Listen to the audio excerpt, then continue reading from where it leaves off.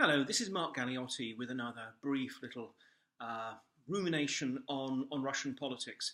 And in some ways, it actually is rooted not so much in Russia, but in Ukraine. Earlier this week, I was privileged enough to be in Kyiv as a guest of the Kyiv Post's Sixth Tiger Conference. And as well as a chance to meet people and talk to people, it also gave me a chance to wander around and see some of the chaos and mayhem that had erupted courtesy of attempts to arrest maverick figure Saakashvili.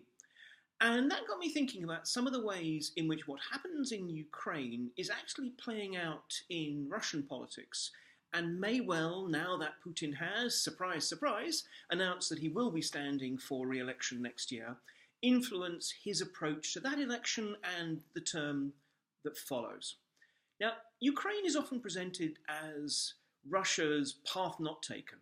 After all, these are countries with similar bone structures in historical and political terms, but nonetheless Ukraine has now looked increasingly to the West and democratization and so forth. On the other hand, it's not doing that well. It's very hard to be totally optimistic about what's happening in Ukraine. And in some ways, I think there are three particular, shall I say, dysfunctions in Ukraine that are definitely informing Putin's own thinking now. First of all, rampant oligarchic power. Whatever else one may say, that when Putin came to power in 1999-2000, he did basically break the independent political power of the oligarchs. There are still people we call oligarchs in Russia, but essentially they are not independent. They do not have the opportunity to control the state. They are more actually vassals of that state. Ukraine is very different, and I think from Putin's point of view, when he looks to Ukraine, he actually sees something of a atavistic throwback to the bad old days of the 1990s in Russia, and I'll come back to that in a moment. Second issue is essentially the failure of state power. Now, Ukrainian forces fighting along the line of contact in the Donbass have actually reformed really quite impressively. But if one looks at home, I mean, it is actually quite striking how often the Ukrainian state demonstrates a certain incapacity to operate seriously. And we've particularly seen that in the recent escapades of former Georgian president, former governor of Odessa, Mikhail Saakashvili. He was able to push his way into the country through a cordon of riot cops and border guards, courtesy of his own supporters and opposition politicians.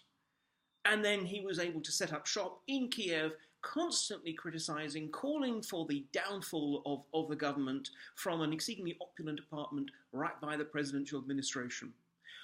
2 times this week, they've tried to arrest him. 2 times they have failed, and done so in such an incompetent way that I can understand why there's talk of, well, is this some kind of provocation to make Saakashvili, goad Saakashvili, who has proven to be very, very goadable, into going too far to provide some kind of pretext for a crackdown, or is it in fact a plot to discredit President Poroshenko?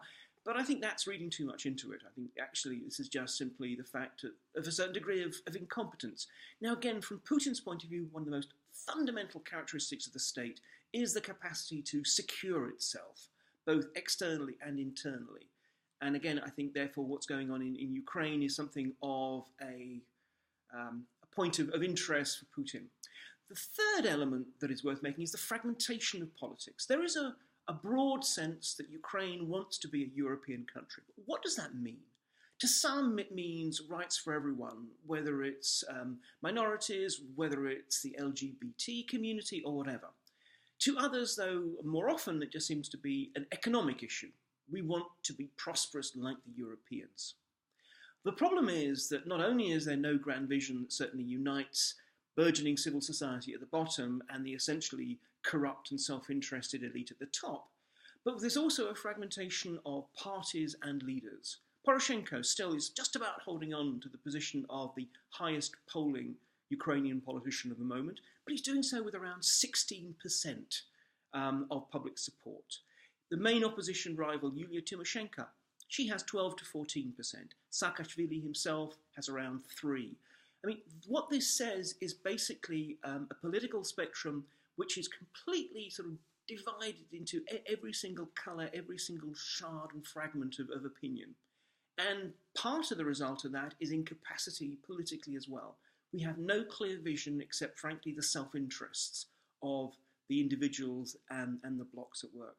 Now, why this matters for Putin is, in some ways, yes, if Ukraine managed to actually work through its reform process, become a meaningful, democratic, liberal state, and therefore a potential EU and NATO member, that would indeed pose a terrible existential identity threat to Russia, because it says, look, if Ukrainians can do it, why can't the Russians? However, that's, let's be honest, at the moment, not looking so optimistic. Instead, what Ukraine offers is to Putin and those around him a terrible harkening back to, as I said, the 1990s. 1990s Russia, a period of anarchy and chaos in which the state did, if not quite fail, was certainly failing. And indeed, that follows the sort of, what from their point of view was terrible kind of collapse of the state under Gorbachev. Now, for most people, this is ancient history. And certainly it's no longer a particularly useful instrument, just simply saying, oh, well, it's not the 1990s, to mobilize a new generation of Russian voters.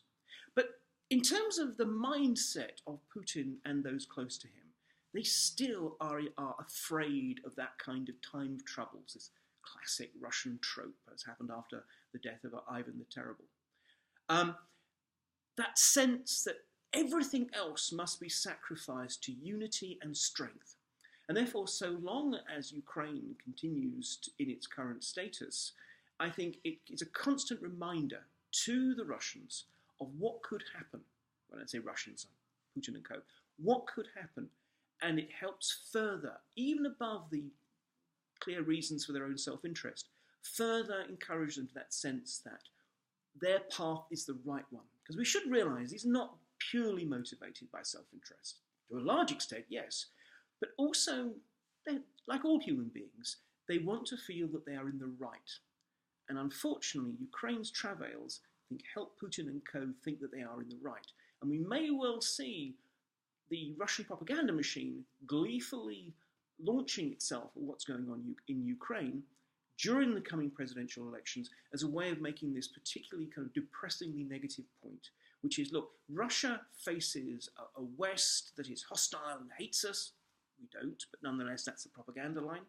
But also, if you look at even what our cousins in Ukraine are doing, if we do not hold to a strong line, chaos and misery is the result. And therefore, even if you're not happy, even if your life is getting worse, even if your real wages are shrinking, nonetheless, this is not the time to be changing leader. It's a monstrously dull, monstrously negative campaign approach. But I think it's frankly going to be the one we're going to see Putin go with. And in order to make it a bit more exciting, you need to have nice graphic visuals of this is the alternative. And unfortunately, I think Ukraine is going to provide that. But we'll see over the next few months of sort of electoral campaigning. Thanks very much.